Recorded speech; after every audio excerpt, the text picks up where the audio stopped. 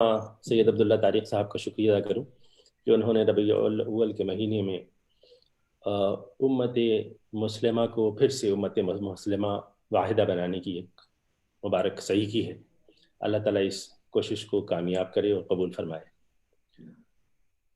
देखिए, मैं वक्त ज़ाहिर है कि ऐसे मौक़ों पर कम होता है। मैं सिर्फ कुछ सवालात आपके सामने रखूँगा और आपके ऊपर छोड़ूंगा कि आप फैसला करें कि हम कहाँ जा रहे हैं और हमें किधर जाना चाहिए। और वही और तारीख़ के एक तालिब इल्म की हैसियत से जो कुछ मैंने इस बरसों की मुसाफरत में, इल्मी मुसाफरत में समझा है, उसकी कुछ नुकात आपके सामने रख दूँ। देखिए, पहली बात तो ये है कि एक बैकग्राउंड की तरह मैं बता दूं कि मैं यानी 2000 साल से पहले, साल 2000 से पहले लंदन में एक सिलसिला शिया सुन्नी मफाहिमे का शुरू किया बाद अहबाब ने, और बड़े बैन अवी सतह पर और बड़ी गमागमी रही। मैं उसमें से तीन बड़ी कॉन्फ्रेंसेस में से दो में मैं शामिल रहा। और लेकिन उसके अलावा भी आयतुल्ला सिस्तानी की तरफ से कुछ कोशिशें हुई और उनके इदारों ने इस मसले पर काम किया। बरसों की जद्दोजहद के बाद ये अंदाज़ा हुआ कि कुछ बात आगे बढ़ती नहीं है। और वाक़या यह है कि दोनों तरफ, अहले तशय्युह हों या अहले सुन्नत वल जमाअत हों, दोनों तरफ ऐसे लोग मौजूद हैं जिनकी दिली ख्वाहिश है कि उम्मत मुत्तहिद हो जाए, आपसी नज़ा ख़त्म हो जाए, लेकिन अमली तौर पर कोई पेशरफ्त मुद्दत से नहीं हो रही है। तो ये सवाल पैदा होता है कि आखिर वजह क्या है कि हम चाहते भी हैं कि हम एक हो जाएं, हम चाहते भी हैं कि हमारी जो लड़ाइयाँ हैं वो पसे पुश चली जाएं, हम जानते हैं कि हमारे लिए जो जो चैलेंज है वो बड़ा ज़बरदस्त है और दुश्मनों की अलगार है, हमें कैसे अहद में अपने आप को पाते हैं। हम ये देख रहे हैं कि हमारे ममालिक तबाह हो गए हैं इस निज़ाम में। यानी आप ये देखिए कि इराक़ तबाह हो गया, सीरिया तबाह हो गया, आलम अरब का बुरा हाल है, लीबिया तबाह हो गया। और जहाँ और मुख्तलिफ मुल्कों में तबाही जो है वो एक तरह से ऐसा लगता है कि जैसे हम बारूद की दहानों पर बैठे हों। तो आखिर वजह क्या है कि हम चाहते हैं और पेशरफ्त नहीं होती। तो वजह यह है कि अब तक जितनी कोशिशें हुई हैं कि मफाहिमा इन दो ग्रुपों के दरमियान हो, उसमें ये मान कर हम चले हैं कि हम यानी सुन्नी सुन्नी रहेगा और शिया शिया रहेगा। यानी ये जो इनहराफ है हमारा बुनियादी इनहराफ, कि जब हम एक उम्मत थे, ना हम शिया थे और न सुन्नी थे, और 300 सालों तक हमारी जो आइडेंटिटी थी वो एक इज्तिमाई शनाख्त थी, जिसमें हमारे झगड़े भी थे, सियासी मसाइल पर हमारा इख्तलाफ था, ये सब चीज़ें थी, लेकिन उम्मत एक थे, हमारी किताबें मुश्तरका थी। तो सारा किस्सा यह है कि हम जिस शनाख्त पर इसरार कर रहे हैं, उस शनाख्त पर जो खुदा ने हमें नहीं दी। खुदा ने हमसे ये नहीं कहा कि हम शिया बन जाएं, हमसे ये नहीं कहा कि हम सुन्नी बने। तो हमारा शिया और सुन्नी होना खुदा को मतलूब नहीं है, लेकिन हमारा इस पर मुद्दत से इसरार है कि हम शिया बने रहेंगे, सुन्नी बने रहेंगे। और ये जो शनाख्ती ये तारीख़ की देन है, ये निज़ा की देन है, वो उस सियासी इख्तलाफ की देन है। तो मैं दोनों धड़ों से, यानी मेरा खिताब है और मैं उनको मुखातिब करते हुए कहता हूँ कि देखिए भाई, जब आपको अल्लाह ने सुन्नी नहीं बनाया और न शिया बनाया है, तो आप क्यों इस बात पे मुसिर हैं कि आप सुन्नी रहें या शिया रहें। बरसों पहले की बात है, हमारे पास एक दर्दमंद शिया आलिम तशरीफ़ लाए दिल्ली के दफ्तर में, जब मैं वहाँ बैठता था, और उन्होंने कहा कि मैंने मिली पार्लियामेंट, उस ज़माने में मिली पार्लियामेंट एक्टिव थी, उन्होंने कहा कि मैंने कुछ चीज़ें आपकी देखी हैं और हम चाहते हैं कि हम आपके साथ मुश्तरका तौर पर काम करें। हमने कहा कि इसमें कोई यानी बड़ी मुबारक बात है। फिर उन्होंने कुछ देर बाद मुझसे पूछा कि वैसे ये बताइए कि आपका मसलक क्या है। तो अब जाहिर है कि मामला ज़रा इंट्रिकेसीज, जब डिटेल्स में बात आई तो मैंने कहा देखिए, मैं पैदा तो एक सुन्नी घराने में पैदा हुआ था, हनफी सुन्नी घराने में पैदा हुआ। वहाँ तहरीक इस्लामी का एक हंगामा था और उसमें मेरी तरबियत हुई। लेकिन जब मैं अपने मताले के सफ़र पे निकला, तो वो न मैं शिया रह गया, न सुन्नी रह गया, न हनफी रह गया, और वो सब चीज़ें पीछे चली गई। तो अब अगर आप भी अपनी शियत तर्क कर दें और मैं अपनी सुन्नियत से दस्तबरदार हो जाऊं, तो फिर तो कोई क़स्सा नहीं रहता कि जैसे। फिर उसके बाद वो गए तो तशरीफ़ नहीं लाए, हालांकि मतलब ये कि बड़ा अच्छा काम कर रहे हैं वो। तो असल क़स्सा ये होता है कि हम उन चीज़ों को तर्क करने पे आमादा नहीं होता जो जो अल्लाह को मतलूब नहीं है, जो दीन को मतलूब नहीं है। अब मसला ये है कि یہ 300 سال، میں یہ باتیں اس لیے کہہ رہا ہوں کہ میں سمجھ رہا ہوں کہ ہمارے مخاطب جو سننے والے ہیں وہ نئی جنریشن کے خاص طور پر بچے ہیں، نوجوان ہیں، وہ چاہتے ہیں کہ اس مسئلے سے کو سمجھیں اور اس نزاع سے نکلیں. تو میں ان کو سامنے رکھتے ہوئے چند باتیں عرض کرنا چاہتا ہوں کہ دیکھیے، ایک بات تو یہ تاریخی طور پر حقیقت ہے کہ 3 صدیوں تک ہماری کتابیں ایک ہی تھیں. اسی لیے آپ دیکھتے ہیں کہ جو روایت کی بنیادی کتابیں ہیں، جس کو آپ سنی مجموعہ کہتے ہیں، سیاہ ستہ ہے، اس میں آپ کو بے شمار ایسی روایتیں ملتی ہیں جو شیعہ موقف کو حق ثابت کرتی ہیں. لیکن ہوا یہ کہ 300 سال کے بعد جب دونوں گروپ نے اپنی اپنی کتابیں الگ کر لیں اور گروپ ان کے قرآن کے بجائے ان کتابوں پر جو انسانوں نے ترتیب دی تھی وجود میں آ گئے، تو پھر بعض ایسی کتابیں اور تاریخ کے بعد ایسے ورژن وجود میں آ گئے جن میں دیکھا جائے تو زہر بھرا ہوا ہے. بلکہ جو کتابیں نہیں، میں جن کو کہتا ہوں کہ یہ کتابیں نہیں بلکہ بارود کے پٹارے تھے، اور ان کتابوں نے ہمیں دو امت میں تقسیم کر دیا. ہم باہم متحارب اور متصادم امت بن گئے، اور بحث کا سارا مدار ان کتابوں پر ہو گیا جو انسانوں نے لکھی تھیں، جو انسانوں نے تاریخ مرتب کی تھی. اور افسوس اس بات کا ہے کہ اگر ہم طالب علم ہوتے تو ہم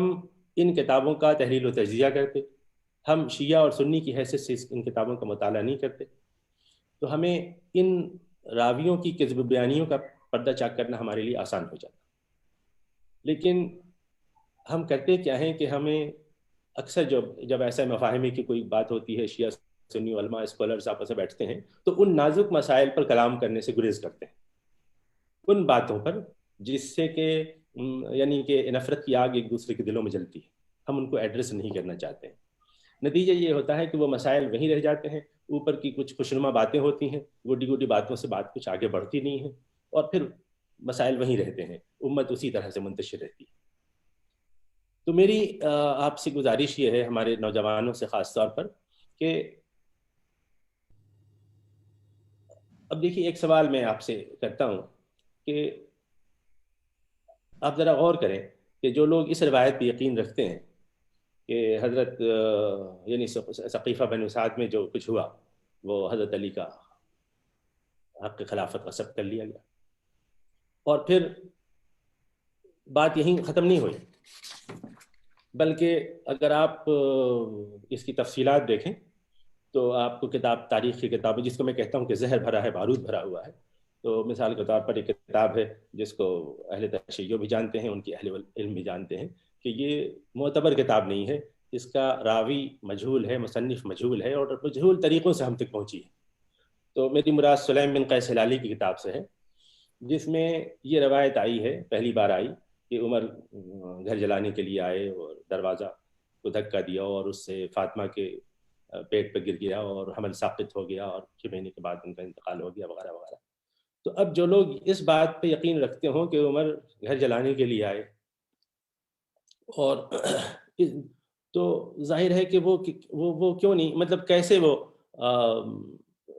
یعنی ان لوگوں سے محبت کریں گے جن کو وہ ان کی ضروریت سمجھتے ہیں. ظاہر ہے کہ، اور خود بخاری میں ایسی روایت موجود ہے کہ مثال کے طور پر وہ فدق کا معاملہ ہے کہ حضرت فاطمہ نے آپ سے یعنی جیتے دم تک بات نہیں کی. تو ان باتوں سے جو تصویر ابھرتی ہے، ظاہر ہے کہ اہل تشیع کے لیے بڑا مشکل ہے کہ ان لوگوں سے جو ان کی حمایت میں کھڑے ہوں ان سے محبت اور مواخات کا معاملہ کریں. اب یہ شہاب زہری کی روایت ہے جو بخاری میں آئی ہے، اور سلیم بن قیس کی وہ کتاب ہے جس سے یہ فسانہ آیا ہے، گھر گرانے اور وہ دروازہ گرانے اور گھر جلانے کا. اگر ان دو راویوں کی آپ تحقیق کر لیں تو ان کا غیر ثقہ ہونا واضح ہو جاتا ہے، اور یہ دو راوی اگر گر جاتے ہیں تو یہ سارا فسانہ جس پہ 80% عمارت کھڑی ہے نفرت کی، وہ گر جاتی ہے. لیکن مسئلہ یہ ہے کہ ہم یہ جانتے ہوئے، میں یہ کہتا ہوں کہ شیعہ علماء بھی جانتے ہیں کہ یہ چیزیں کتنی معتبر ہیں، اور اہل سنت بھی جانتے ہیں کہ بخاری میں جو یہ روایت آ گئی ہے یہ اصحاب رسول کے منصب کے خلاف ہے. لیکن اس کے باوجود ہم نے ان کتابوں کو وہ اہمیت دے رکھی ہے کہ بسا اوقات تو ایسا لگتا ہے کہ یہ وہیں پہ تقدم حاصل ہو گیا. ان کو ترک کرنے کے لیے ہم آمادہ نہیں ہیں، تاریخ سے ہم نکلنا نہیں چاہتے۔ نتیجہ یہ ہے کہ جھوٹی تاریخ نے ہمیں اپنا قیدی بنا لیا ہے اور ہم اس کے اسیر بن کر رہ گئے۔ اب دیکھیے ایک بات تو یہ ہے کہ ثقیفہ میں جو بھی کچھ ہوا، ہم وہاں نہیں تھے، ہم وہاں نہیں تھے، آپ بھی نہیں تھے، اور اس مجلس میں تاریخ میں واپس جا کر ہم سے ووٹ نہیں لیا جا رہا۔ ظاہر ہے کہ یہ ذمہ داری اللہ تعالیٰ نے ہم پہ نہیں ڈالی کہ ہم اس خلافت، اس عہد میں 1400 سال کی واپس جا کے ثقیفہ میں ووٹ کریں اور ابو بکر کو دیں یا علی کو دیں۔ تو یہ ذمہ داری ہم نے اپنے اوپر کیوں ڈال رکھی ہے؟ سر سید احمد خان نے بڑی دلچسپ بات کہی تھی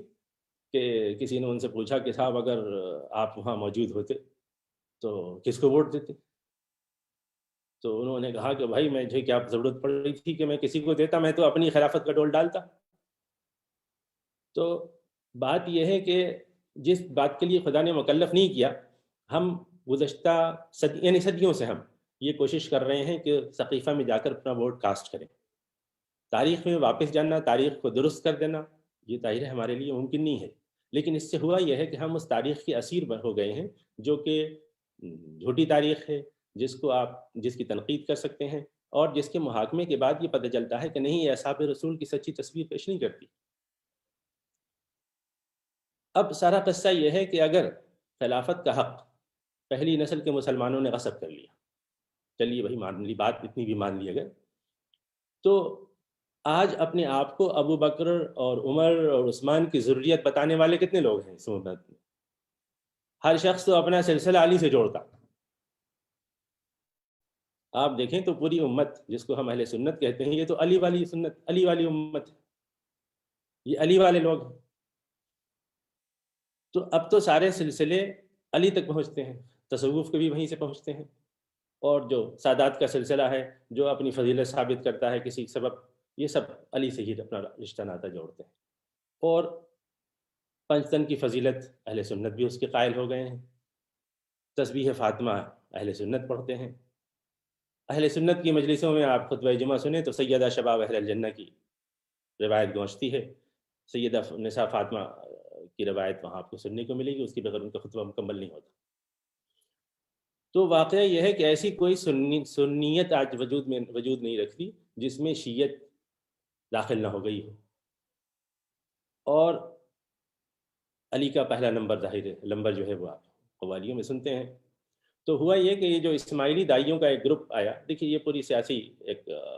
بیک گراؤنڈ ہے اس کا، اسماعیلی دائیوں کا ایک گروپ آیا یہاں، اور آپ جانتے ہیں کہ جب ملتان ولایت تھی اور وہاں یہ سب چیزیں تاریخ سے ثابت ہیں کہ یہ معین الدین چشتی وہاں 6 مہینے جا کے رہتے تھے، اور ان کا تعلق ملتان کی ولایت سے تھا، اور ملتان کی ولایت میں سب جھنڈے وہاں فاطمی خلافت سے بھجوائے گئے تھے۔ تو یہ ایک پورا سلسلہ تھا جو فاطمی دائیوں کا تھا، جن کو یہاں متعین کیا گیا، دلی میں اور اجمیر میں اور مختلف جگہوں پہ، ادھر لاہور میں آپ دیکھیں شہباز قلندر، یہ پورا ایک سلسلہ ہے۔ تو ان لوگوں نے فاطمی خلافت تو قائم نہیں ہوئی دوبارہ، یا یہ علاقے زیر اثر نہیں آئے، لیکن اتنا ضرور ہوا کہ جو فاطمی عقائد اور جو فضیلت تھی آل فاطمہ کی، وہ اس تصوف کے راستے سے اہل سنت کی یعنی ذہن میں داخل ہو گئی، اور اس پر آج بھی لوگ یعنی پابند، اس کی اہمیت اب بھی باقی ہے۔ تو جب سب کچھ یعنی صدیوں گزرنے کے بعد اب سارا قصہ یہ ہے کہ وہ ابو بکر اور عمر اور عثمان، یعنی ان کی اپنی حیثیت کے باوجود ان سے رشتہ جوڑنے والے، ان کی ذریت بتانے والے لوگ تو خال خال ہیں، بلکہ اور فضیلت کا علی کا چرچا ہے، تو پوری امت عملی طور پر تو علی والی امت ہے۔ پھر اب میں نہیں سمجھتا کہ ان علی والوں سے جنگ کی کہاں گنجائش نکل آتی۔ ابھی دیکھیے تو اب تو پوری تقلیب ہوگی نظری طور پر۔ ایک بات اور سمجھنے کی ہے کہ یہ بڑا مسئلہ ہوتا ہے کہ ہمارے سنی علماء کے لیے، کہ اب اس کی کیا توجیہ کریں، مثال کے طور پر کہ بخاری میں روایت موجود ہے حسبنا کتاب اللہ والی، کہ جب وقت وصال آیا رسول اللہ صلی اللہ علیہ وسلم کا اور آپ کہہ رہے تھے کہ قلم کاغذ لاؤ، میں وصیت لکھوانا چاہتا ہوں، اور حضرت عمر نے روک دیا کہ کہہ دیا حسبنا کتاب اللہ۔ تو اب اس کا کیا کریں؟ یا اسی طرح سے مسلم میں آپ کو متا کی روایت مل جائے گی، مسند احمد میں من کنت مولا والی روایت مل جائے گی. تو ان باتوں سے یہ تو پورا یعنی شیعی موقف ہے جو سنی کتابوں کے اندر موجود ہے. اب آپ اس کی جتنی بھی تضعیف کر لیں یا جتنی بھی اس کی آپ تشریح و تعویل کر لیں، لیکن اس سے آپ باہر نہیں نکل سکتے. تو ہوا یہ کہ ہم نے یعنی 300 سال تک جو امت متحد تھی، اس کے بعد کتابیں بن گئیں، اور ان کتابوں میں سے کچھ ہم نے اپنی کتابیں سمجھی، کچھ کتابیں وہ تھیں جن کو انہوں نے اپنی روایت کی کتابیں قرار دیا، اور پھر دین کے دو مختلف قالب وجود میں آ گئے. پھر اس پر ہی بس نہیں ہوا، بلکہ پھر ہم نے انسٹیٹیوشنز بنا ڈالے. یعنی دیکھیے وہ چیزیں بنی جو دین کا حصہ نہیں تھیں، لیکن تاریخ میں وہ وجود میں آئی. مثال کے طور پر ہم نے محرم کا ایک انسٹیٹیوشن بنایا، ماتم کا، اور اس میں پھر فضائل و مناقب بیان ہوئے، اور اس میں مصائب بیان ہوئے، اور اس میں پھر علی کے دشمنوں پر تبرہ کرنے کی گنجائش نکل آئی، اور اس کو جزو ایمان سمجھا گیا. اور یہ بھی جزو ایمان بن گیا کہ جو یعنی حسین کے غم میں آنکھیں روئیں تو ظاہر ہے کہ وہ بھی جنت کی طرف لے جاتی ہیں. تو یعنی رونا خود ایک عبادت بن گیا. اس کے مقابلے میں پھر سنیوں نے اپنا ایک انسٹیٹیوشن بنایا، وہ ہے عظمت صحابہ کا انسٹیٹیوشن. اب ادھر جلسے ادھر علی کی فضیلت کے ہوں تو پھر ادھر صحابہ کی عظمت کے جلسے سنیوں نے بنا ڈالے. اس تاریخ میں جو انسٹیٹیوشنز بن گئے، جس کی کوئی واقعہ یہ ہے کہ سند نہیں، نہ دین میں سند ہے نہ تاریخ میں سند ہے. اور میں نے ایک کتاب کچھ دنوں پہلے مرتب کی تھی، اور ایک اس کو کہانی کے انداز میں لکھنے کی کوشش کی تھی. کہانی کا سفر نامہ ہے. اس میں دیکھیے ایک چیز میں چاہتا ہوں کہ اس میں سے ایک پیراگراف آپ کے سامنے رکھوں. وہ یہ ہے کہ جس محرم کا یا جن باتوں کو آپ نے انسٹیٹیوشنلائز کر دیا ہے، اس کا قصہ یہ ہے کہ اس کے بارے میں یہ بھی نہیں کہہ سکتے کہ شہادت حسین کا واقعہ کب، کس سال، کس مہینہ اور کہاں پیش آیا. کوئی کہتا ہے کربلا میں، کوئی نینوا کی نشاندہی کرتا ہے، کوئی محرم کا مہینہ بتاتا ہے تو کوئی سفر کا. اور بقول صاحب ناسخ التواریخ اس بارے میں بھی اختلاف ہے کہ یہ واقعہ 60 ہجری میں پیش آیا یا 61. تو مسئلہ یہ ہے کہ یہ ساری تاریخ جو مرتب ہوئی ہے کربلا کی، جس پر مدار ہے ہمارے اختلاف کا، یہ تقریباً 150-200 سال کے بعد مرتب ہوئی. اور جو کتابیں ہیں وہ سب، چاہے وہ کتاب البحر ہوں، چاہے کتاب المعارف ہوں مسلم منقطبہ کی، چاہے انصاب الاشراف ہوں ملازری کی، یا اخبار الطوال ہوں، یا ابو حنیفہ دنیوری کی تاریخ ابن وغیرہ وغیرہ، یعقوبی ہوں یا جد تبری ہوں یا مسعودی ہوں، یہ سب آپ دیکھیں ان کی تاریخ، یہ کتابیں یہ 3 صدی میں اور بعض 4 صدی میں مرتب ہوئی. اور بعض جیسے مقتل حسین ہے، تو وہ مقتل حسین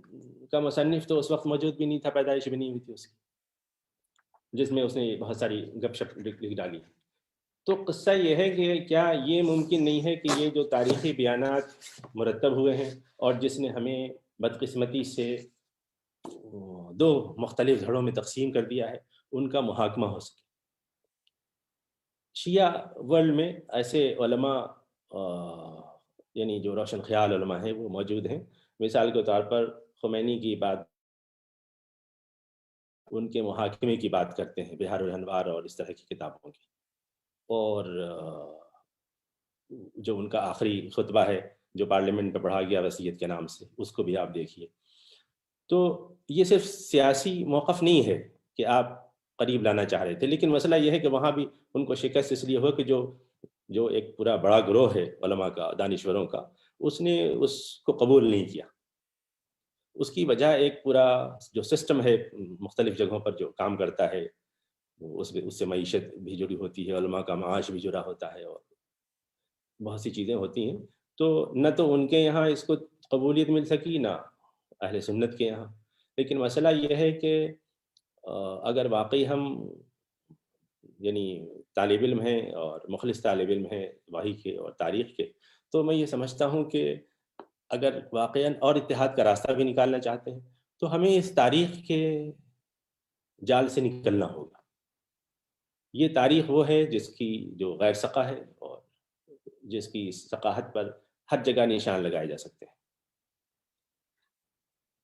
اور واپس ہمیں آنا ہوگا، ہم پناہ لیں یعنی وحی کی روشنی میں. دیکھیے جب ہم کہتے ہیں کہ ایک فرقہ بن گیا تو اس کا مطلب یہ کہ ہم امت سے الگ ہو گئے. لہذا میں اگر کہوں کہ اہل سنت والجماعت ہوں تو میں گویا کہ ایک بغاوت کا اعلان کر رہا ہوں. دیکھیے میں بڑا سخت لفظ استعمال کر رہا ہوں، لیکن امر واقعہ یہ ہے کہ جب میں کہوں کہ میں اہل سنت والجماعت میں سے ہوں تو میں امت مسلمہ کا باغی ہوں. میں نے اس میں ایک طائفہ بنایا ہے جو رسول اللہ کی اپنی امت سے الگ ہے، جس کی شناخت اور شناخت الگ ہونے کے لیے اس کی وجہ یہ ہے کہ وہ قرآن مجید کو حکم کے طور پر آخری لفظ یعنی ورڈ کے طور پر قبول نہیں کرتا، بلکہ اس کا کام چلتا ہے ان کتابوں سے جو اس فرقے کو بنائے رکھنے میں معاون ہے. تو یہ بڑی جسارت ہے جو ہم نے کی ہے، اور ہم بدقسمتی سے اس پر یعنی نہ صرف یہ کہ فخر کر رہے ہیں، اور اسی طرح سے دوسرا گروپ جو ہے وہ نہ تو رسول اللہ، آپ ذرا سا پیچھے جائیں تاریخ میں اپنے نوجوانوں سے کہتا ہوں کہ دیکھیے رسول اللہ نہ سنی تھے نہ شیعہ تھے، بلکہ آپ نے جو امت بنائی اس کو تو آپ محمدی بھی نہیں کہہ سکتے. ان کو تو اس بات سے بھی تکلف تھا کہ وہ آپ ایک محمدی امت بنا کے جائیں، اس لیے امت محمدیہ کی اصطلاح آپ کو نہیں ملتی، نہ قرآن میں ملتی ہے نہ حدیث کو. تو میں یہ عرض کر رہا تھا کہ جب اس بات کی گنجائش نہیں ہے ہمارے لیے کہ ہم اس یعنی دین حنیف کے علمبردار کی حیثیت کے علاوہ کوئی اور اپنی حیثیت متعین کریں، تو یہ ایک بغاوت ہے جس سے ہمیں تائب ہو جانا چاہیے اور ہمیں دوبارہ وحی کے دامن میں پناہ لینا چاہیے. دیکھیے جو فرقے بن گئے ہیں، مثال کے طور پر سنی کہتے ہیں کہ نہیں آ گیا، دوبارہ آ گیا.